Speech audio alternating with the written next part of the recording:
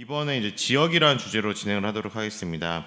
그 초개인화 시대 통합과 스토리와 가족 커뮤니티 인문학이라는 주제로 그 전남대 인문학연구원의 한희승 교수님께서 발표를 해주시겠습니다. 교수님 앞으로 나와주시면 감사하겠습니다.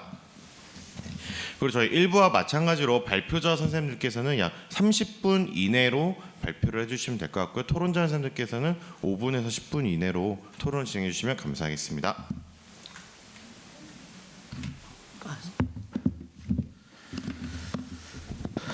네, 안녕하십니까. 전남대학교 인문학연구원에 재직 중인 한인중이라고 합니다. 반갑습니다.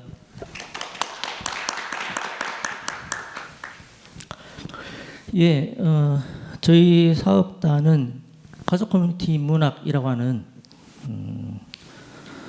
열린 가족을 지향을 하는 혈연 중심의 가족 공동체에서부터 벗어나서 탈피를 해서 열린 개념으로서 가족을 좀 더 확장된 개념으로 관계를 중심으로 해서 연결시키는 형태로의 아젠다를 가지고서 2018년부터 시작을 해서 이제 이달 말일까지 하면은 7년간의 사업이 종료가 됩니다.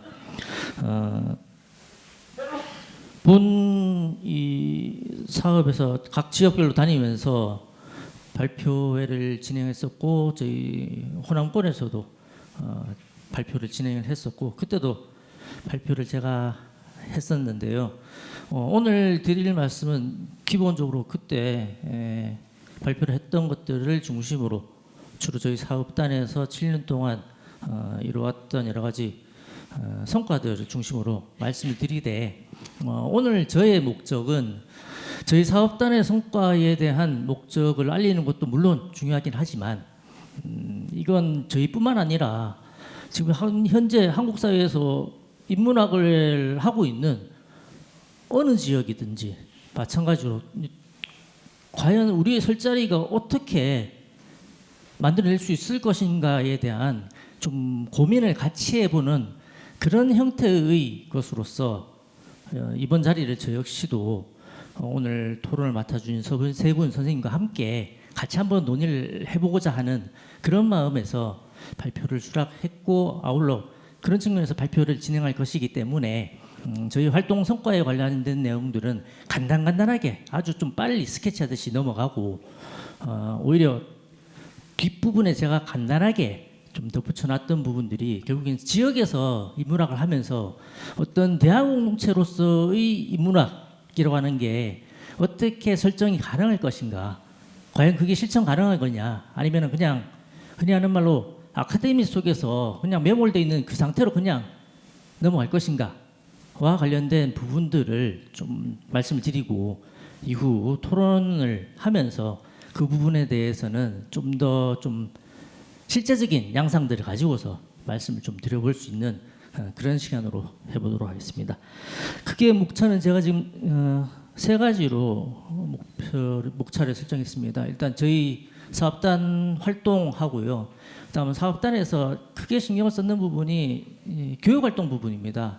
특히 다른 사업단 같은 경우에는 제가 듣기로는 그 대학원 협동과정 또는 일반 대학원 과정을 설정하는 것들이 좀 쉽지 않았던 것으로 제가 알고 있습니다.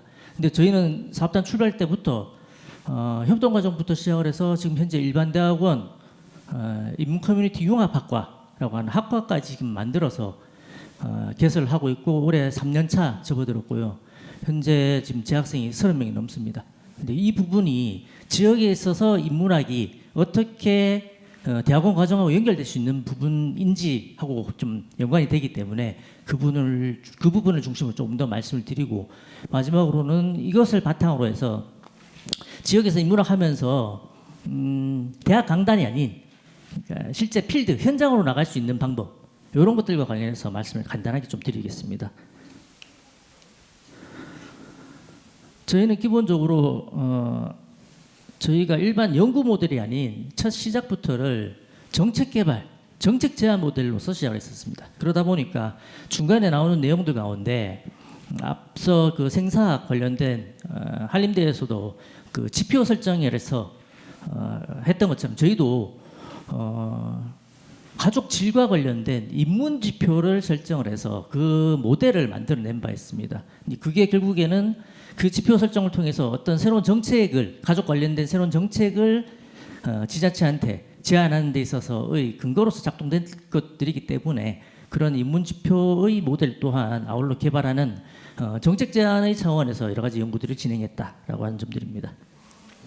그다음 그것들과 함께 그러니까 전문 인력 양성, 그러니까 전문 인력 양성을 했을 때 여기서 전문 인력이라고 하는 것은 현장에서 필드에서 나가서 흔히 말하는 그 도시재생센터라든지 아니면은 각종 그 지자체 내에 있는 문화정책과라든지 이런 쪽에서 실질적으로 그 중간에 그 마을 활동가들하고 관하고 연결시키는 형태로서의 프로그램 개발이라든지 이런 것들을 실제적으로 만들어낼 수 있는 현장 중심형 실천과 모델을 저희는 대학원 과정 내에서 그 부분을 집중적으로 좀 만들어내려고 커리큘럼 자체를 그렇게 또 같이 즉 이론과 현장이 실제로 결합한 형태를 지향을 하고 있습니다. 큰 패러다임 저희 아젠다의 모델은 다음과 같습니다. 보시게 되면 뭐 일반적으로 이론 부분과 관련된 부분들도 있지만 정책과 제도 이런 부분들에 대한 것들 역시 아울러 복합적으로 연구를 진행해 왔습니다. 연구 성과들은 뭐 다른 사업단들과 별반 크게 차이가 없습니다. 기본적으로 국내 국제 학술 대회를 통해서 저희 아젠다가 지향하고 있는 것들의 이념적인 것들, 개념적인 것들을 설정하는 형태로서의 국내와 국제 학술 대회를 다음과 같이 진행을 해왔습니다. 근데 참고적으로 저는 제 전공이 그 고전문학 쪽에서도 가장 좀 고전이라고 할 수 있는 한문학 쪽 전공자라 가지고는 저희가 사업단 출범할 때 융복합 연구, 학제간 연구 이런 거 할 때 정말 엄청 헤맸습니다. 근데 아직도 헤매고 있습니다. 저런 뭐 다공성이나 혼종성이 이런 얘기 나오기 시작하면 답답해지는데요. 그럼에도 불구하고 7년 동안 잘 버텨내왔습니다.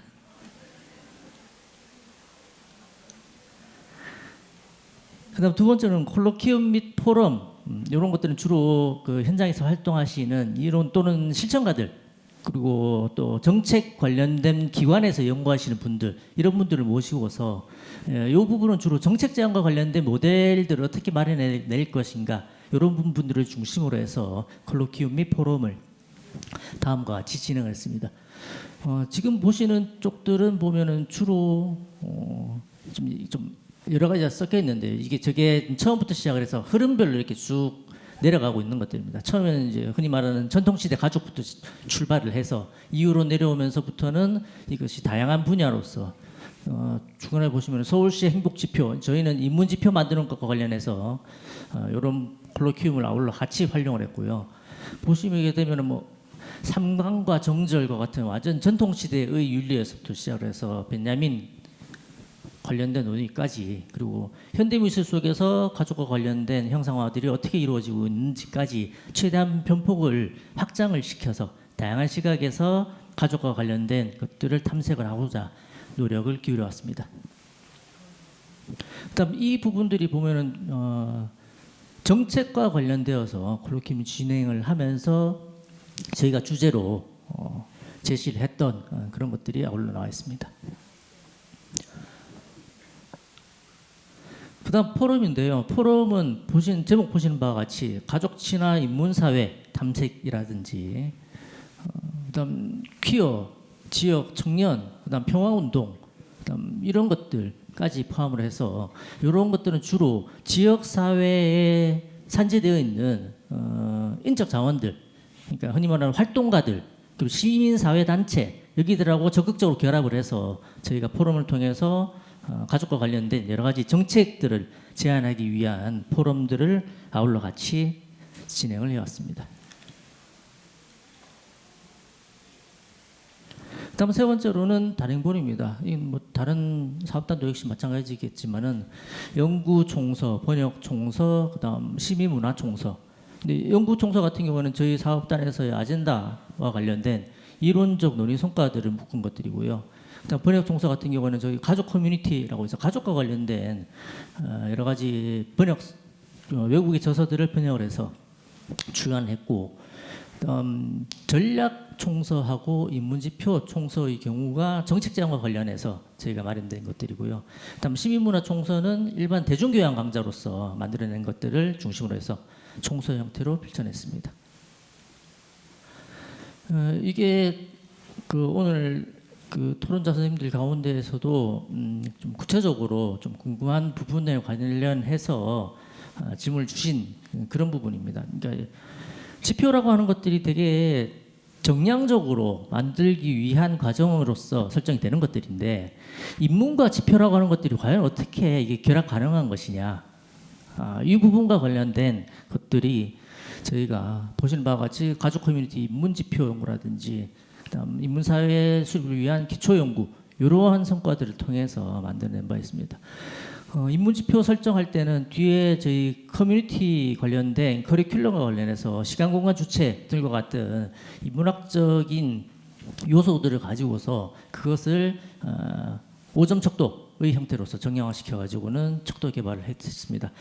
이것과 관련된 구체적인 사항들에 대해서는 저희한테 개별적으로 따로 연락을 주시면은 해당 총서들을 보내드릴 수 있도록 그렇게 하겠습니다. 그다음 개념어 사전을 저희가 또 만들어냈습니다. 가족 커뮤니티와 관련해서 여러 가지 가족 관련된 친밀성이라든지, 그다음 관계성이라든지, 그다음 뭐 공서 뭐 이러한 것들과 관련된 개념들을 일종의 그 동력 출판사에서 나오는 페미니즘 사전이라든지 요런 형태의 것들로서 개념어 사전으로서 세 권을 다음과 같이 출판한 바 있습니다. 그다음 번역 총서를 이렇게 출간했고요. 그다음 시민문화 총서는 말씀드린 바와 같이 교양 시민 대중교양 강좌의 측면에서 만들어냈고, 가족 인문학 같은 경우에는 저 강좌를 지금 현재 교양 과목에서 아울러 같이 운영을 하고 있습니다. 그다음 종교하고도 저희가 직접적으로 광주에 있는 천주교구하고 연결을 해서 그 신부님들하고 같이 협동 작업을 통해 가지고는 교양 총서를 다음과 같이 만들어낸 바 있습니다. 그다음 학술지 저희가 만들어내서 일단 등재지까지 만들어놨고요. 그다음 두 번째로는 이제 교육 활동과 관련된 것들인데, 아무래도 사업단에서 사업 중심으로 하다 보니 그러니까 교과 교육과 관련된 부분들이 문제가 되는데, 저희는 사업단 출발 때부터 교양교육 과목 강좌를 좀 적극적으로 만들어내려고 좀 노력을 많이 했고, 그것이 연계가 되어서 대학원 인문 커뮤니티 융합학과까지 연결이 되고, 그 융합학과에서 배출된 인재들이 지역 인문학센터 노드도를 통해서 현장 필드로 나갈 수 있는 형태까지의 좀 연속적인 형태로서의 것들을 염두에 두고서 지금까지 활동을 하고 있습니다. 교양 강좌 같은 경우에는 대략적으로 저희가 만들어낸 게 크게 한 5가지 정도 이렇게 강좌를 만들어냈고요. 뭐 제목 보시는 바와 같이 교양 강좌로서의 성격, 그리고 관계성과 관련된 친밀성과 관련된 것들을 중심으로 해서 강좌들을 만들어내서 현재 운영을 하고 있습니다.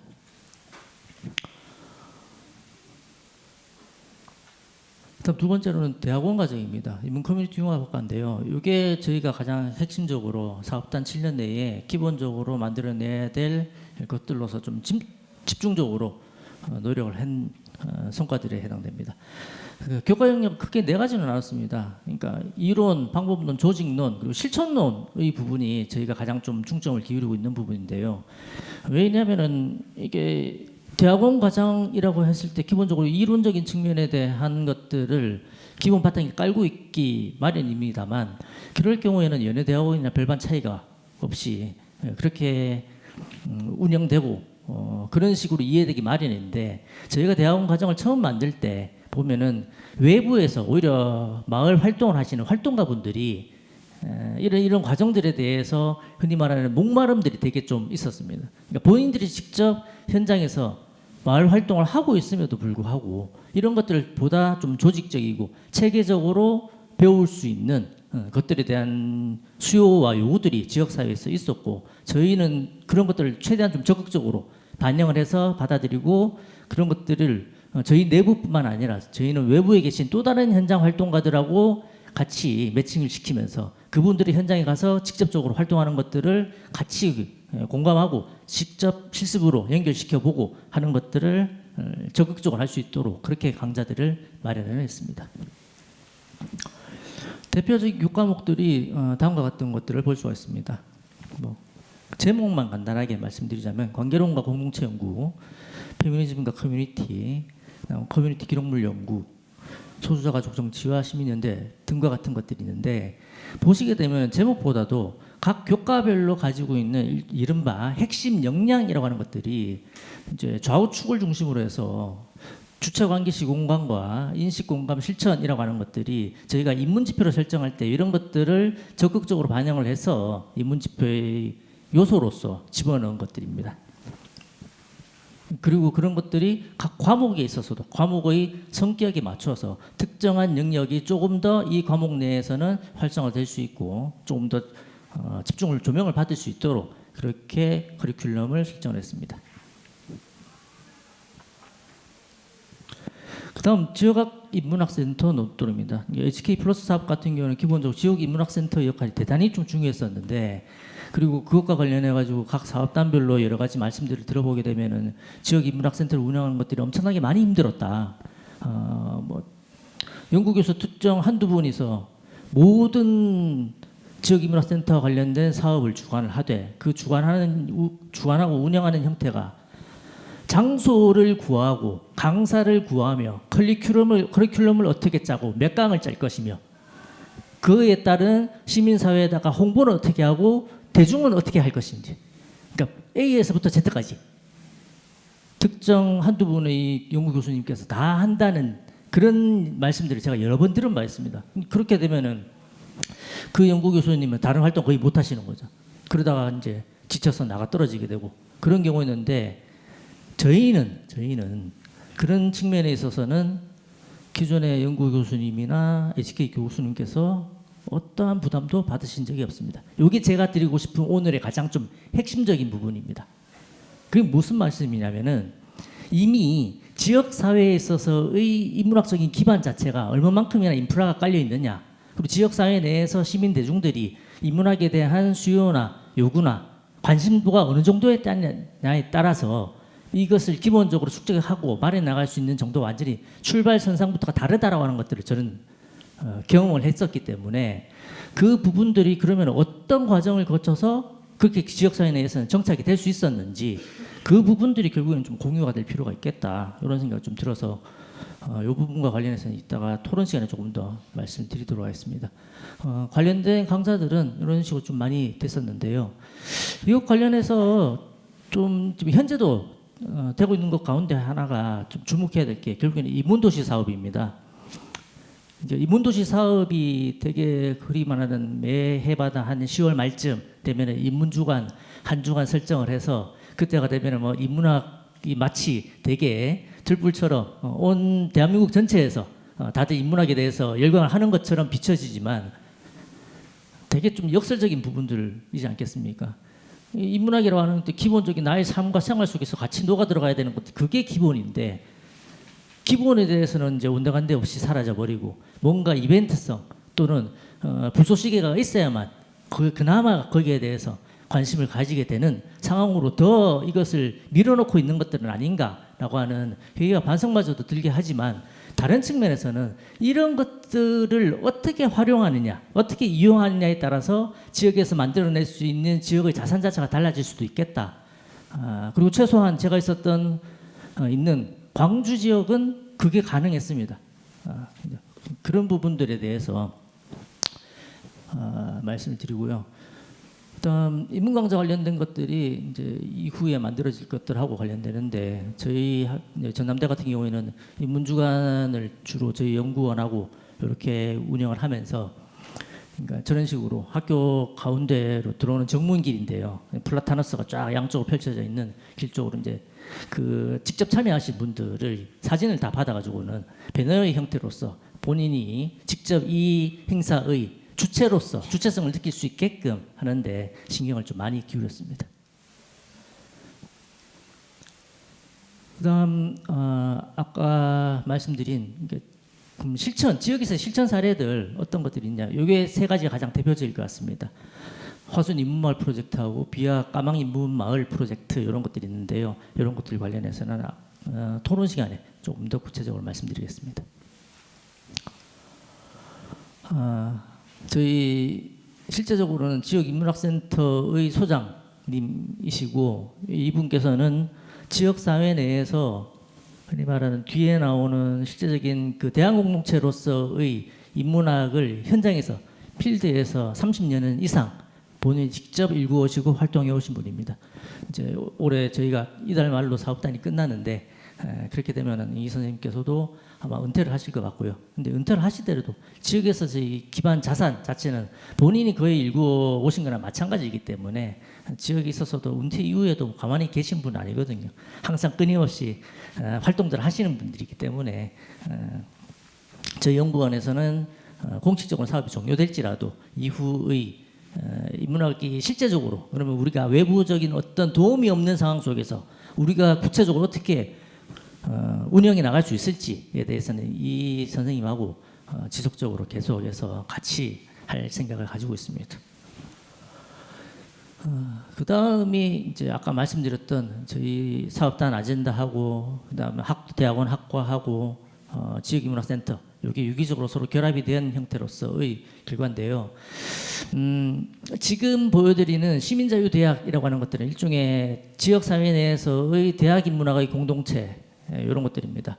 그러니까 특정 발기인 몇 명이서 순수 개인 자본을 출연을 해가지고 아까 방금 전에 말씀드렸던 장국동 교수님 같은 경우에도 개인적으로 은행권에다가 3천만 원 대출을 해가지고는 출자금으로 마련을 하셔가지고 같이 활동을 해오고 계시고요. 이 시민자유대학이라고 하는 것들이 지금 보시게 되면 이게 가장 최근 강좌입니다. 지금 화면 보시는 게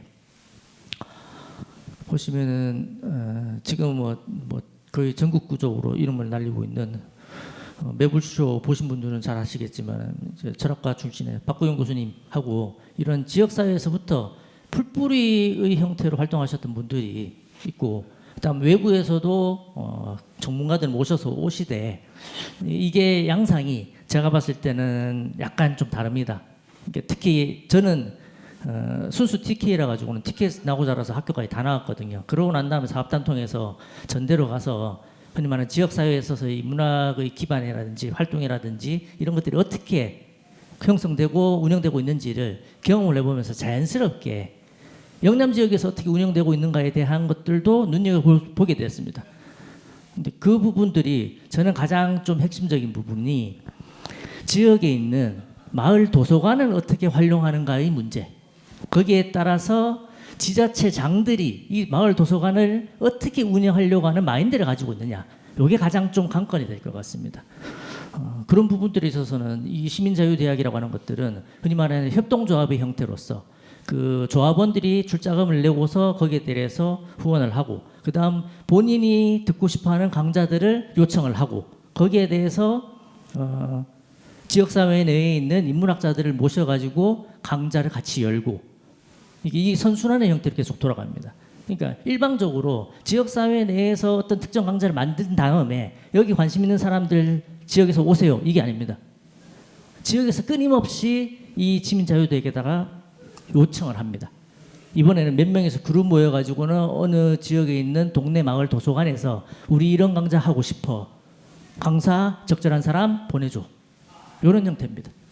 그럼 거기에 대해서 시민자유대학에서 일종의 플랫폼의 형태인 거죠. 플랫폼을 통해 가지고 지역 사회에 있는 인문학자를 중심으로 해서 보내줍니다. 매칭을 시켜줍니다. 그리고 그렇게 해서 활동을 하다가 이 선생님하고 일종의 조가 맞으면은 또 여기서부터 분화가 된 형태의 또 다른 소모임을 또 만들었고 새로운 강좌를 만들고 거기서부터 새로운 유입 인구를 만들어내고 이런 형태로 돌아가고 있습니다.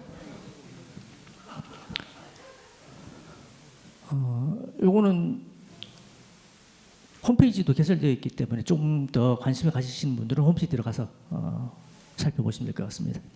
일단 저의 발표는 이렇게 이상으로 마치도록 하겠습니다. 감사합니다.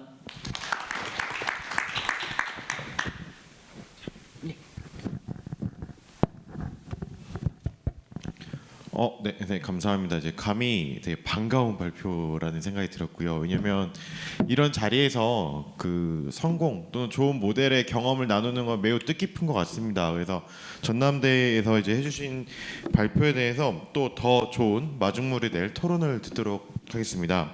한림대학교 한림과학원의 이경구 선생님, 원광대학교 마음인문학연구소의 장진영 선생님, 동국대학교 불교문화연구원의 김지연 선생님, 세 분 토론자 선생님에게 앞으로 자리해 주시면 감사하겠습니다. 네, 세 분 선생님 감사하고요. 이경구 선생님부터 토론을 진행해 주시면 감사하겠습니다. 세 분의 토론을 듣고 한 번에 이제 그 한희승 선생님께서 답변해 주시는 식으로 진행하도록 하겠습니다. 네, 소개받은 이경구입니다. 네, 한 선생님 발표 아주 잘 들었습니다. 이제 토론문을 살짝 소개하는 형태로 토론을 하겠습니다. 제가 주로 맡은 부분이 지역인문학센터 부분입니다. 노똘이라는 이름도 참 인상 깊었고요. 그리고 선생님 수행하는 아젠다와 그리고 또 아젠다가 실현되는 이 공간인 전남 광주라고 하는 곳이 아주 훌륭한, 그리고 또 시민들의 자발적인 열기가 있기 때문에 아주 훌륭하고 좋은 성과들이 많이 나는 것을 느낄 수 있었습니다. 저는 이제 처음에 두 개의 질문은 인문마을 프로젝트하고 아까 마지막에 얘기해주신 그 사단법인 인문도시연구원과 이제 그 시민대학과의 관계가 어떻게 되는지 좀 궁금한데, 일부는 지금 선생님께서 설명을 해주셨고요. 조금 더 자발적인 측면이라든지 아니면 예를 들면 시민대학 같은 경우에는 뭐 법인인지 그게 뭐 약간, 그리고 이제 제일 중요한 것 중에 하나는 두 가지 다 아울러서 지속성의 문제입니다. 왜 그러냐면 지금 저희 한림과학원 같은 경우도 올 초에 지금 사업이 끝났거든요. 그러다 보니까 지금 지역 인문학센터 그동안 제가 굉장히 성과를 많이 내고 제가 생각해도 좋은 활동들을 했는데 지금 이게 지금 현재 돌아가지가 않고 있습니다. 그래서 이 부분을 우리가 어떻게 해야 될 건가, 이게 지금 저는 가장 큰 고민이고, 또 그것 때문에 제가 오늘 토론을 맡겠다고 얘기를 드렸습니다. 아까 선생님도 좀 일부 비슷한 말씀을 해주셨는데 그 다음에 이제 저도 고민하고 싶은 문제들 했습니다. 이게 이제 인문왕국을 하다 보면은요, 대개 모이는 연구자들이 그래도 공부하고 싶은 사람들이죠. 공부하고 싶고 뭐 교육을 하더라도 교내에서 교육하고 싶은데, 실제 지역인문학센터를 인문왕국 플러스에서는 했는데 약간 강제 조항처럼 됐었어요. 그래서 예산도 일정 부분을 써야 되고, 그러니까 우리 인문학연구원처럼 아젠다와 실천 현장성이 잘 연결된 것은 큰 문제가 없는데, 문제는 이제 저희 과학원 같은 경우는 개념사를 하는데 이게 지역인문학 거의 관계가 없습니다. 그러니까 결국은 이제 분리돼서 할 수밖에 없어요. 그리고 저희 같은 경우에는 너무 힘드니까 되게 이제 그냥 지역에서 하시는 분들에게 그냥 지원하는 형태라고, 저희 이제 제가 이런 표현을 뭐하자면 이제 숟가락을 얹는, 저희는 약간 이런 식으로 했는데, 이게 참 저는 고민이 됐었습니다. 사실 저는 이제 춘천에서 계속 오래 살았기 때문에 춘천을 사랑하고, 그래서 저는 그냥 제가 전공은 조선 후기 한국사 전공인데요. 그냥 춘천학을 저는 하기로 했어요. 그래갖고 저하고 그렇게 춘천학에 동의하는 분들이 그냥 했습니다. 저희도 한 2명 정도가 했고요. 그러다 보니까 이게 자율적으로 맡기면 연구자들은 안 하려고 그러고, 강제적으로 하려다 보니까 이렇게 특별하게 나서지 않으면은 어렵으니까 현실적으로 분리가 될 수밖에 없죠. 그래서 결론은 뭐냐면은, 이게 지역인문학은 우리가 연구소에서 하는 어떤 인문학 연구하고는 조금 성격이 다르다. 그래서 현실적으로 이 지역 인문학은 뭐 아젠다가 이렇게 맞는 경우는 상관은 없겠지만, 대부분의 경우에는 관심과 실천 의지가 있는 연구자, 연구소, 기관들, 이런 사람들이 그런 사람들의 지역 인문학으로 다시 설계가 돼야 된다. 아카데믹한 연구를 하실 분들이 지역 인문학에 굳이 강제로 하실 필요는 전혀 없는 거죠. 그래서 지금 현재 지역 인문학과 관련해서는 이 인문왕국의 역사를 보면 딱 나옵니다. 처음에는 아젠다의 사회확산에서 인문왕국 1기 때는 출발했는데 그거는 의미가 많이 없어서 지역 인문학을 인문왕국 프레스에서 거의 강제 조항처럼 했다가 지금 인문왕국 3.0에서는 자율 설계로 돼 있거든요. 이거 자체가 지역 인문학을 연구소에서 수행한다는 게 상당히 뭐 여러 가지 이제 문제점이 있거나 내지는 하여튼 그렇다는 걸 보여줍니다. 그래서 저는 지역 인문학을 독립 사업으로 분리돼야 된다. 그게 중요하고, 예산도 따로 설정이 돼야 되고, 사업 성격 자체가 다릅니다. 연구하고는 실천 사업이에요. 지역 인문학은. 그렇기 때문에 다시 마련하고 의지를 가진 인문대 사업이 선정돼야 된다는 게 이제 제 결론이긴 했는데, 그러고서 다시 지원을 해봐. 아까 좀 전에 인문주관 얘기도 하셨지만, 실제 지역 인문학처럼 되는 거는 지역 인문학센터하고 인문주관밖에 없는데, 인문주관은 제가 볼 땐 진짜 우승 사업입니다.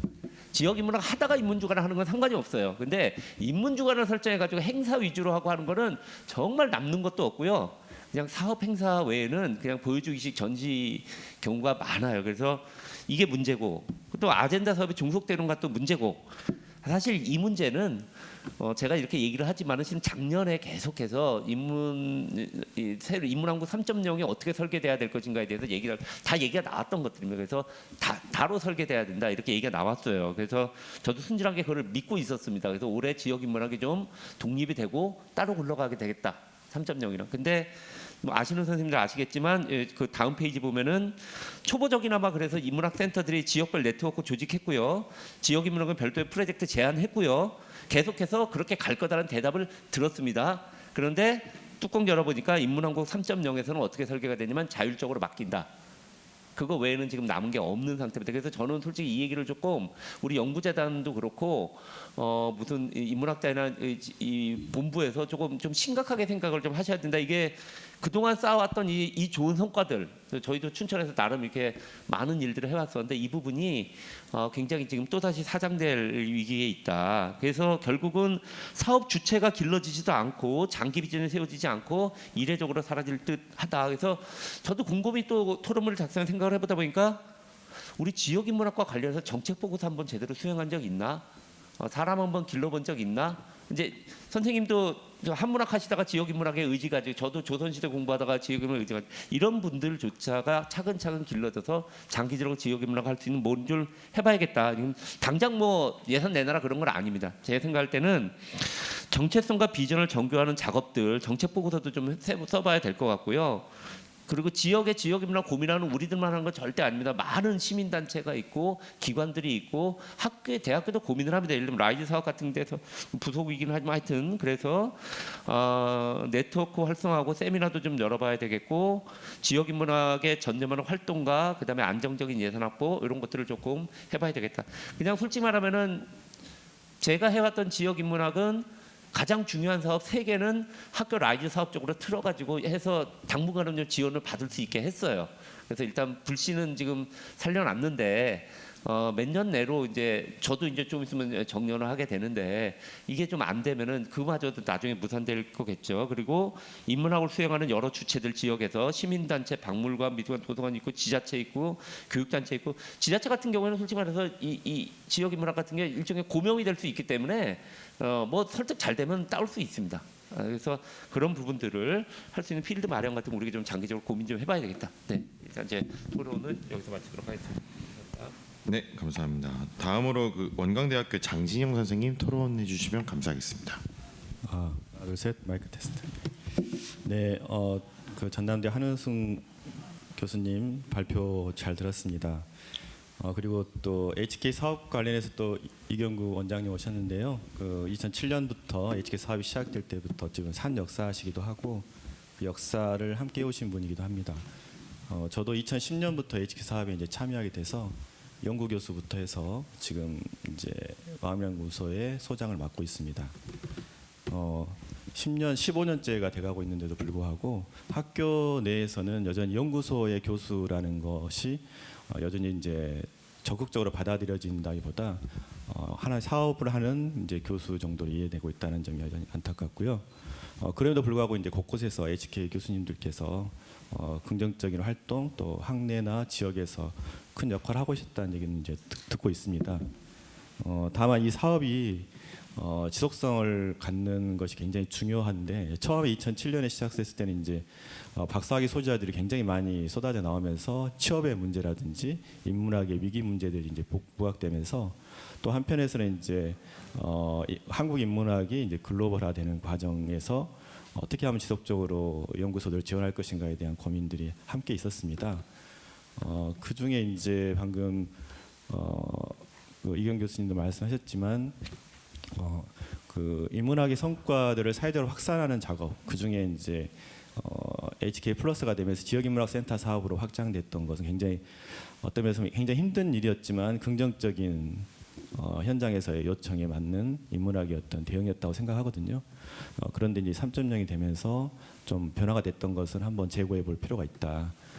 특히 이제 지역에서 더 중요한 건 저는 지역의 인재라고 생각하거든요. HK 사업의 가장 중요한 특징 중에 하나인 HK 교수, 그러니까는 지역의 인문학을 담당한 전임 교원이 학과에 의지하지 않으면서도 지역에서 연구소를 기반으로 활동할 수 있도록 학문 후속세대를 마련해 줬는데요. 그 제도가 이번에도 3.0 하면서도 후퇴가 됐습니다. 어떤 면에서 보면 지역인문학센터의 후퇴, 자율적인 어떤 운영이나 HK 교수도 자율적으로 하도록 한 것은 전체적으로 볼 때 HK 사업 전반에 가장 중요한 부분에 있어서 좀 더 고려가 되었어야 하는 부분이 아닌가 생각이 듭니다. 저도 이제 그런 질문도 같이 포함되어 있습니다. 사실은 이미 그 교수님께서 한호승 교수님께서 제가 질문하려고 했던 내용을 거의 다 언급해 주셨는데요. 첫 번째는 이제 인문학이 사회적 역할을 하는 데 있어서 어떻게 정책적으로 접근할 수 있겠는가. 이론적인 어떤 논의들은 많이 되지만 실천적인 정책 담론으로까지 가는 건 굉장히 많은 또 스텝이 있는데 그 과정을 실제로는 실현해 갖고 거기에 접근했다고 보기 때문에 이런 가족 커뮤니티 인문지표를 기존의 정량지표 의지하지 않고 인문학적인 기반의 바탕에서 지표를 만들었던 것은 굉장히 중요한 성과이자 시도였다고 보고요. 그게 어떻게 구체적인 실제 가족 커뮤니티 문제에 있어서 해결책으로 실시됐는지 궁금했었고요. 또 사실 이제 세 번째 더 중요하게 생각됐던 것은 학부에서부터 대학원까지 교육 과정을 설계했는데요. 저희가 처음 시작할 때는 연구에 전념한다라는 취지로 학과를 선택하거나 학과를 하는 것에 대해서 약간 부정적인 시각들이 오히려 있었습니다. 그러나 실제로 저희가 활동하는 과정에서 연구 성과를 아무리 생산하더라도 사회적 확산하는 과정, 혹은 그걸 학문적으로 이제 교육으로 정착시키는 과정에 대한 수요가 굉장히 많았었거든요. 그래서 이제 그게 이후에 이제 사업 과정에서 조금씩 유연화되면서 아마 HK 플러스 사업하는 팀들은 학과에 대한 시도들을 제법 한 걸로 알고 있습니다. 그것이 이제 연구와 교육과 현장까지 통합 시스템으로 운영되는 사례들이 꼭 필요했던 부분인데 아마 전남대에서 시도했던 이번 그 아젠다 프로젝트에서 그걸 잘 해준 것 같아서 되게 좋은 모델이 될 것 같아요. 그래서 그런 모델로 좀 전국적으로 확산됐으면 좋겠다 해서 그 모델에 대한 소개를 좀 더 자세히 듣고 싶었던 것이고요. 실제로 학문 후속 세대를 양성한다는 것이 HK 사업에 굉장히 중요한 부분인데 더 중요한 부분은 지역의 인재가 지역에서 활동할 수 있도록 지역의 컨텐츠들을 뭐 역사, 문화, 지리 뭐 하다못해 지역의 어떤 음식이라든지 뭐 다양한 어떤 문화적인 요소들이 있거든요. 그럼 지역의 인재들이 지역의 인문학을 통해서 지역의 가치를 높이고 그 지역의 가치를 통해서 자신의 인문학적 소양들을 지역에 또 환원할 수 있도록 하는 이런 지역의 선순환 구조가 꼭 필요한데 이런 구조가 거의 안 돼 있습니다. 그러다 보니까 아무리 지역 인문학센터나 지역에서 어떤 사업을 하더라도 그 좋은 인력들이 이후에는 다 다른 곳으로 나가게 돼버리거든요. 그래서 그런 거를 안정적으로 할 수 있는 조치가 좀 필요한데 지금 RIS 사업이나 글로컬 사업 같은 경우도 사실 인문학에 대한 배려가 별로 없습니다. 지역의 현안에 대해서는 적극적으로 대응을 하도록 하는 설계지만 인문학이 거기에 어떻게 참여할 것인지 어떻게 배려할 것인지에 대한 설계가 내용이 충분하게 반영되어 있지 않다 보니까 실제로 사업을 진행하는 과정에서 오히려 인문학이 더 위축될 가능성도 있습니다. 예를 들어 글로컬 사업 같은 거를 하기 위해서는 모학과 예전엔 자율전공에서 1학년만 지나면 2학년 때 자기 과를 선택하는 방식이었지만 지금 졸업할 때까지 과를 선택하지 않고 무전공 모학과로서 이제 진행하는 과정이거든요. 그 비율이 30% 가까이 됩니다. 그렇기 때문에 그 안에서 인기 있는 뭐 과들이나 이런 것들 경우는 혹 남을지 모르지만 자체적으로 좀 더 들어가 보면 순수한 그러니까 전문성을 갖춘 순수 인문학 분야는 거의 사장될 가능성이 높습니다. 뭐 융합이라든지 실천을 염두에 둔 그런 인문학적인 측면은 융합해서 어떻게 할 수 있는 그 여건이 없진 않지만 순수 인문학 관련해서는 앞으로 연구자들이 더 설 자리가 없어진다. 물론 개인 연구를 통해서 그거를 갈 수는 있겠지만 집단 연구로 이런 연구 성과들을 지속적으로 유지하고 소개하는 과정들이 앞으로는 더욱더 어렵지 않을까 이런 우려가 됩니다. 좀 두서없었지만 질문을 덧붙여서 제가 좀 더 말씀드렸습니다. 이상입니다. 네, 감사합니다. 다음으로 동국대 불교문화연구원의 김지연 선생님 토론 부탁드리겠습니다. 네, 안녕하세요. 소개받은 김지연입니다. 네, 우선 이렇게 좋은 자리에서 토론을 할 수 있도록 해주신 민족문화연구원 허은 원장님께 감사드립니다. 그리고 한의숭 선생님 발표를 너무 흥미롭게 잘 들었습니다. 저는 학술활동과 성과에 의의 가족 개념의 새로운 정립과 교육활동과 성과의 실천적 의미, 인문마을 프로젝트의 운영과 성과를 중심으로 토론문을 작성해 보았습니다. 네, 그 138쪽의 2번 항목부터 보시면요. HK 플러스 가족 커뮤니티 인문학의 학술 활동과 성과 중 주목되는 점은 가족 패러다임의 전환으로 이것은 아젠다 통합과 소통을 위한 가족 커뮤니티의 인문사회 패러다임 구축에서 확인할 수 있습니다. 네, 그 아래 단락으로 오시면요. 이러한 프로그램은 이제 단순히 가족의 형태적 변화를 기술하는 것을 넘어 가족의 본질적 기능과 가치를 인문학적으로 재정의, 재해석하는 작업으로 다양한 주제의 학술 대회, 콜로키움, 저역서 및 학술지 출간을 통해 진행되었습니다. 그 가운데 학술 대회로는 가족 패러다임의 대전환과 인문학적 지평 등이 있습니다. 콜로키움으로는 가족의 변화와 공동체적 대안, 가족 변화에 대응한 가족 정책 추진 경과와 전망 등이 있습니다. 이제 여기 제가 나열했던 것은 제가 질문하고자 하는 바와 관련했던 콜로키움의 내용이었습니다. 토론 질문을 보시면 사실 저는 이제 1인 가구에 조금 집중을 해봤는데요. 현대의 가족은 가족 구성원에 따라 1인 가구, 비혼 가구 등 다양한 형태로 나타납니다. 특히 1인 가구의 경우 2023년 기준 전체 가구의 35.5%를 차지하면서 그중에 25세에서 34세의 1인 가구가 22.2%로 가장 많다고 합니다. 이런 경향은 1인 가구에 맞춰진 전자제품, 주거 형태 등이 점차 증가하는 것을 통해서도 확인할 수 있습니다. 이와 함께 65세 이상의 1인 가구도 증가하였는데요. 2024년 기준 22.1%로 2021년에 비해 1.5%가 상승하였습니다. 가족 구성원의 수뿐만 아니라 연령 구조를 기준으로 볼 때도 현재 이제 65세 이상 인구 비율이 20%를 넘어서면서 다 아시다시피 고령화 사회에 진입하고 있습니다.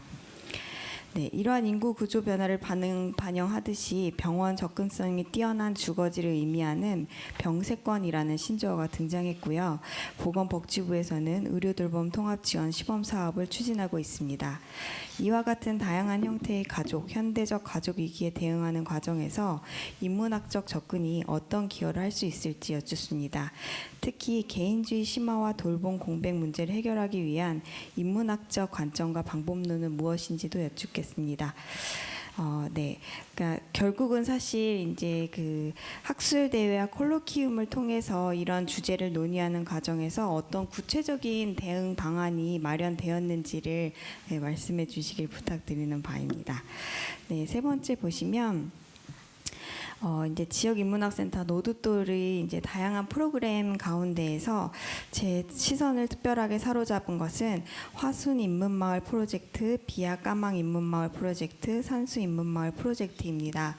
이러한 프로젝트들은 각 지역의 특성과 필요에 맞춘 맞춤형 인문학 활동으로 지역 공동체 회복에 실질적인 기여를 한 것으로 보입니다. 이에 대해서 이제 이러한 세 가지 인문마을 프로젝트를 소개해 주셨는데 여기에 대한 목적, 내용, 효과를 조금 더 구체적으로 말씀해 주시길 부탁드리겠습니다.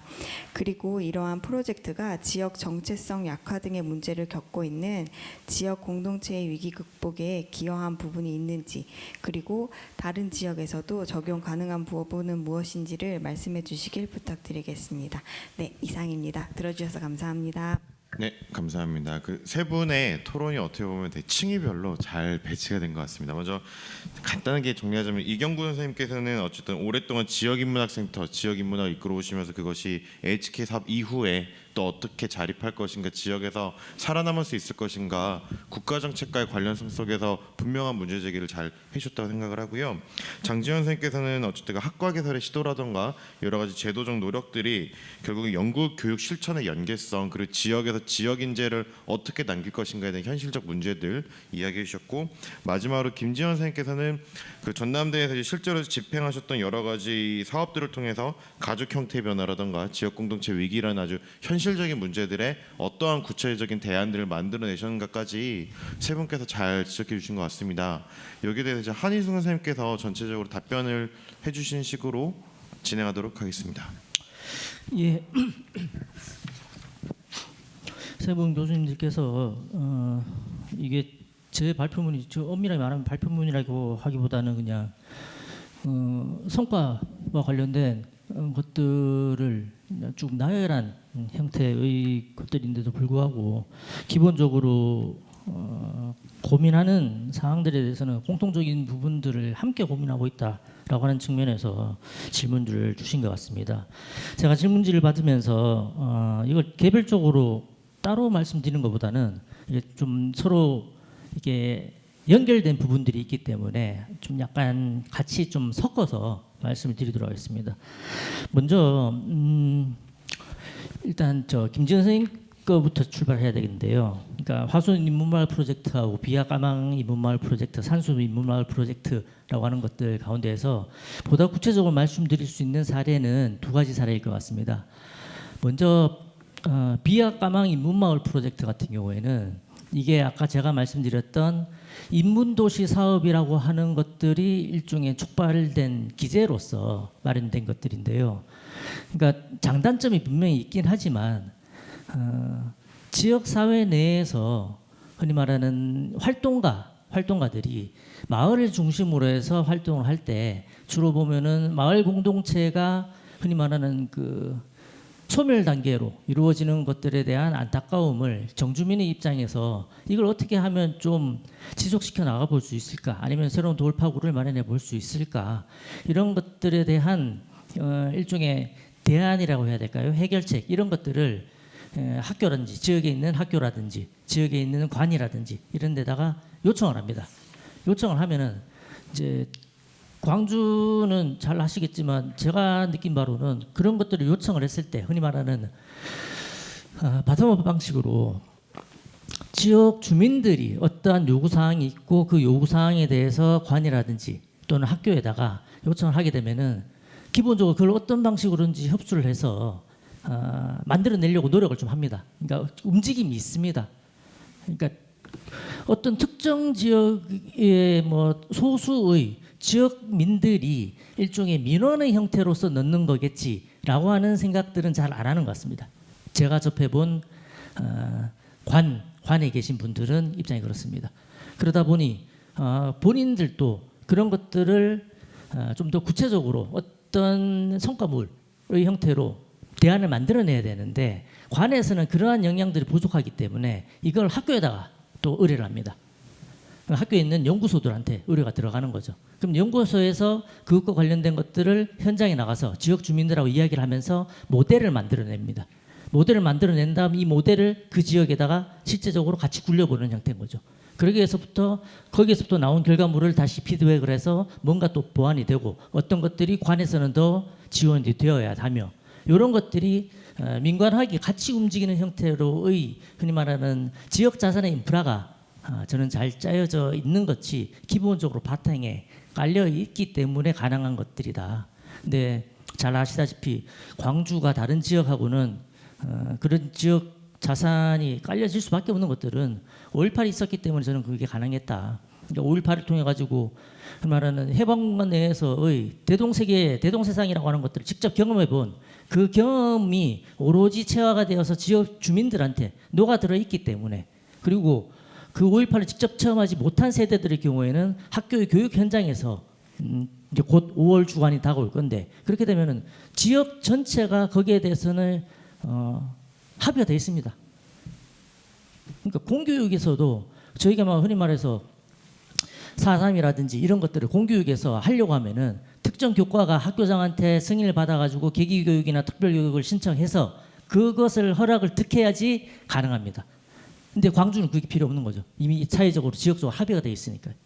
얼마만큼이나 이걸 실질적으로 효율적으로 우리 청소년들한테 학생들한테 그러니까 주입식이 아닌 자연스럽게 묻어낼 수 있는 형태로서 교육을 시킬 수 있을 것인가에 대한 고민들이 합의가 되어 있는 겁니다. 그러니까 그런 것들이 지역사회 내에서 알려져 있기 때문에 자연스럽게 지역사회 내에서 요구를 하는 다양한 방식으로의 프로그램들을 요구하는 것들이 지역사회 내에서는 당연한 거죠. 요청을 하는 것들이. 그리고 그런 것들에 대해서 지역에 있는 학교에서는 또 반응을 하는 것들이 당연한 것들이고요.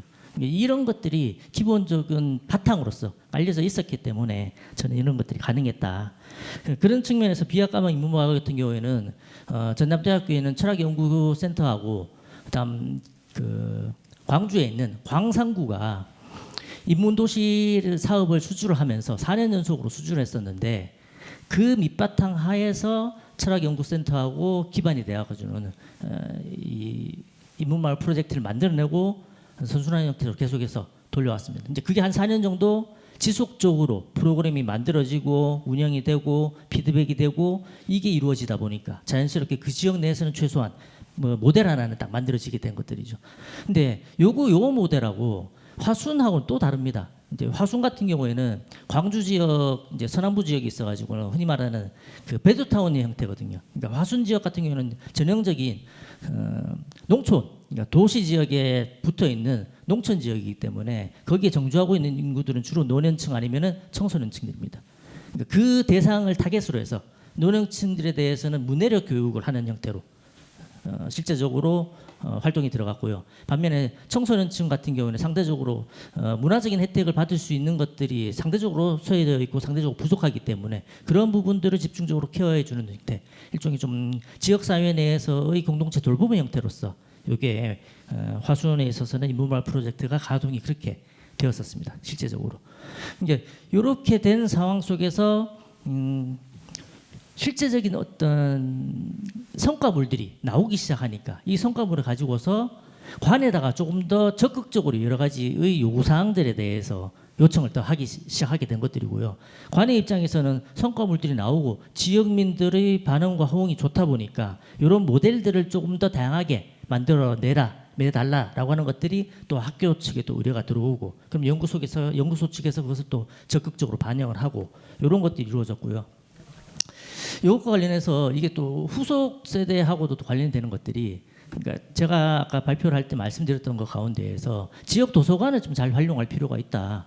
지역 도서관이라고 하는 것들이 광주 같은 경우에는 흔히 말하는 마을 도서관, 동네 도서관, 그러니까 도서관인데 정말 작은 공간 내에 탁자 하나만 있을 정도의 공간인데 그 공간에 모여가지고 지역민들이 일종의 사랑방의 형태로 모이게 됩니다. 모일 때 그냥 시간 남아서 모이는 게 아니라 모이더라도 우리가 뭐 살롱이라든지 이런 형태처럼 독서 토론이라든지 이런 형태로서 모임이 이루어지면은 그걸 자기네들끼리 동호 형태로 굴리다가 요거 조금 더 우리가 좀 체계적으로 하고 싶어.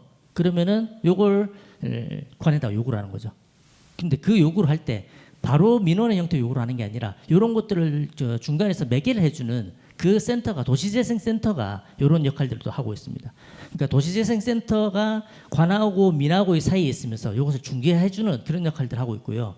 도시재생센터 내에서 보면은 활동가들이 관에다가 직접 얘기를 하면은 관에서는 활동가들이 얘기하는 것들에 대해서는 이제 돈을 더 지원해 달라라고 하는 조금 인식을 하니까 활동가들 입장에서는 정말 희생과 헌신을 밑바탕에 깔고서 우리 마을이 조금 더 살기 좋은 마을로 살기 위해서 활동하는 것뿐인데 관에서는 자기네들을 그런 식으로 인정해 주지 않고 뭔가를 조금 더 뭐 좀 일종의 관에 대해서 뭐 왜 이런 활동도 안 하느냐라든지 뭔가 트집을 잡거나 문지시하는 것들로서 여겨지는 것들에 대한 좀 억울함들을 많이 가지고 계시거든요.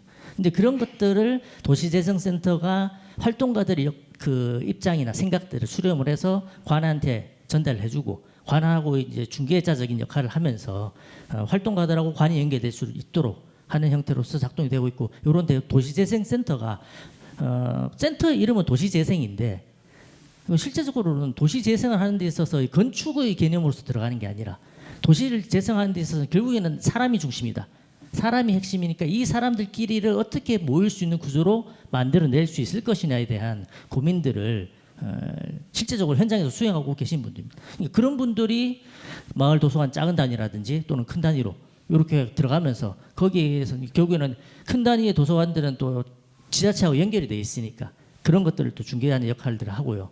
그랬을 경우에 광주 지역 같은 경우에는 지금 보시면은 지금 저 왼쪽에 나와 있는 저 사진처럼 우리가 잘 알고 있는 변상욱 기자라든지 뭐 시국과 관련해서는 유명하신 분들을 모셔오기도 하지만 전적으로 그렇게 일관하지 않습니다. 그러니까 지역 사회 내에서 그러니까 예를 들면 이제 전남대 출신 선생님이 해당 라디오 방송 이런 데 가가지고 지역 사회와 관련된 것들을 끊임없이 연속 강좌의 형태로 꼭지 하나 맡아서 하시고 그분들이 저런 현장에서 같이 또 활동을 하시면서 강연도 하고 그러면서 그 모습을 배우고서 학부생부터 시작을 해서 대학원 올라옵니다. 그러니까 전남대 철학과가 제가 보면 되게 좀 특이한 케이스인데요. 제가 알기로는 서울대 철학과 제외하고서는 전남대 철학과가 대한민국 내에서는 교수 수가 가장 많은 것으로 알고 있습니다. 그리고 매 학기별 한 두세 명씩은 학부 출신들이 고스란히 대학원으로 올라옵니다. 근데 저희 입장에서 봤을 때는 이게 선뜻 잘 이해가 안 되는 부분이거든요. 다른 과 같은 경우는 철학과 자체가 없어지는 경우도 되게 많은데 여기는 왜 이렇지? 이렇게 보니까 그러니까 학교에만 매몰되지 않는다면 그러니까 결국에는 계속해서 배출이 되면은 학과에서 거기에 따라서 뭐 교양 강좌라든지 교수 수를 늘려주냐 그건 아니란 말입니다. 그건 분명히 쿼터가 딱 걸려 있음에도 불구하고 그걸 모르는 것도 아닌데도 불구하고 대학원을 공부하러 오는 친구들이 있거든요. 근데 그 친구들을 봤더니만 학교 강단에만 매몰되어 있는 게 아니라 저런 과정들을 옆에서 보고 들으면서 겪으면서 경험하면서 현장으로 필드로 직접 나가는 것들에 대한 거리낌들이 별로 없습니다. 그런 것들이 밑바탕에 깔려 있다 보니까 선순환 형태로 순수하게 공부하고 싶은 친구들도 올라오는 겁니다. 그런 것들이 밑바탕에 깔려 있다 보니 이제 저희는 그런 것들을 또 포착을 해내면서 더군다나 저희는 그 인문 커뮤니티 융합학과를 만들면서 현장에 있어서의 그 요구들 이런 것들을 받아들이되 처음에는 저희는 마을 활동가 분들이 저희 대학원에 엄청 많이 오시거든요. 오셔가지고는 본인들의 하소연을 엄청나게 많이 하십니다. 본인들은 현장에서 가장 직접적으로 모든 것들을 보고 듣고 전달하고 활동하고 경험하고 실천하고 있는 활동가들인데 관에서 제대로 된 인정을 못 받는 것에 대한 억울한 분노를 막 가지고 계세요. 그리고 그런 것들에 대해서 보다 활동을 좀 자기네들이 그냥 희생과 헌신으로만 점철된 그런 사람들이 아니라 자기네들 활동을 인정받고 싶은 욕구들을 이제 본인들은 현장 경험을 통해서 충분히 가지고 현장에 대한 경험들을 충분히 가지고 있기 때문에 저희 대학원에 들어오셔가지고는 이론적인 것들로서 그 나머지 공백들을 좀 메워보고 싶다 이런 생각에서 들어오셨지만 실제적으로 와서는 이론에 대한 것들도 많은 것들을 많이 얻어가시는데 그런 것들이 본인의 현장 활동에 있어서는 훨씬 더 큰 자양분이 되고 튼튼한 자산이 된다고 생각을 하시니까 이분들이 밖에 나가셔가지고는 적극적으로 다른 활동가 분들을 흔히 말해서 영입을 해서 들어오십니다. 저희 대학원을 많이 데리고 오시거든요. 그러면서 같이 이야기를 나누고 그리고 그 이야기를 나누는 것들이 대학원 과정 속에서 같이 저희들하고 이야기를 나누면서 저희들이 커리큘럼이 좀 더 확장되고 다변화될 수 있는 형태로서의 모델로 또 같이 또 만들어내고 계십니다. 그러니까 이런 것들이 같이 어우러져 있다 보니까 무엇보다도 현장에 있어서 실전성이라고 하는 것들이 더없이 중요할 수밖에 없다. 그리고 네, 죄송한데 네네네. 네, 답변 알겠습니다. 마무리 부탁드리겠습니다. 예. 제가 좀 여러 가지로 말씀을 드릴 것들이 많아가지고는 무엇보다도 이게 어찌 보면은 되게 좀 냉정하게 말하자면 그는 대학의 광주 지역만의 특수성의 문제로서 국할된 부분 아니냐 이렇게 질문을 던지실 수도 있을 것 같습니다. 그런 부분들도 분명히 있긴 하고요. 하지만 그럼에도 불구하고 이것을 특수성의 영역으로만 나눠서는 안 된다. 그것은 다른 지역이라 할지라도 광주에서 이뤄내는 성과들이 있기 때문에 얼마든지 보편적이면서도 성공 가능성의 모델로서 끌어낼 필요가 있다. 그래야지 인문학이라고 하는 것들이 강단 위주에서 벗어나서 실제적으로 필드에 나가서 인문학이 필요한 필요성에 대해서 적극적으로 우리가 이야기할 수 있는 그런 발판이 되지 않을까. 그리고 그렇게 할 수밖에 없지 않나 라고 하는 생각에서 좀 두렵지만 여러 가지 말씀드렸습니다. 이상으로 마치겠습니다. 네, 감사합니다. 지역 인문학의 위기와 대응 관련해서 이제 좋은 모델을 이야기해 주신 한희순 선생님과 또 거기에 깊은 고민을 함께 나눠주신 세 분의 토론자 선생님께 다시 한번 박수 부탁드리겠습니다.